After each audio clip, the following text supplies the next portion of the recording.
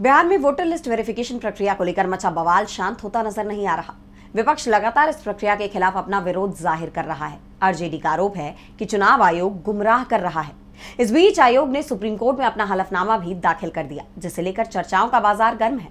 तो क्या है आरजेडी का आरोप और सुप्रीम कोर्ट में आयोग ने क्या दिया जवाब, जानने के लिए देखिए ये रिपोर्ट। बिहार विधानसभा चुनाव से पहले चुनाव आयोग पर सवाल गहराते जा रहे हैं। बिहार में जारी मतदाता सूची के गहन पुनरीक्षण अभियान यानी एसआईआर को लेकर विपक्ष का आरोप है कि एक राजनीतिक दल को फायदा पहुंचाने के लिए चुनाव आयोग वोट काटने की कोशिश कर रहा है। और पहले चरण में जो ड्राफ्ट वोटर लिस्ट सामने आई, उसमें 65 लाख लोगों के नाम हकीकत में काट दिए गए, जिससे विपक्ष के इन आरोपों को और बल मिल गया। इसे लेकर सुप्रीम कोर्ट ने चुनाव आयोग से जवाब मांग लिया। 9 अगस्त तक चुनाव आयोग को सभी 65 लाख लोगों के नाम देने को कहा गया था, जिनका नाम वोटिंग लिस्ट से काटा गया। और अब खबर आ रही है कि चुनाव आयोग ने एसआईआर पर सुप्रीम कोर्ट में जवाब दाखिल कर दिया है। आयोग ने विपक्ष के सभी आरोपों को खारिज किया है। उसका कहना है कि जिन लोगों के वोट काटे गए हैं वो या तो अब इस दुनिया में नहीं रहे या फिर उन्होंने गलत तरीके से रजिस्ट्रेशन करवाया था।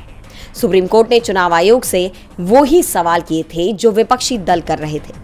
विपक्षी दलों ने काटे गए नामों की कैटेगरी वाइज सूची मांगी थी, लेकिन अब तक ये सूची उपलब्ध नहीं कराई गई, जिस पर भड़कते हुए आरजेडी प्रवक्ता चित्तरंजन गगन ने आरोप लगाया कि चुनाव आयोग गुमराह कर रहा है।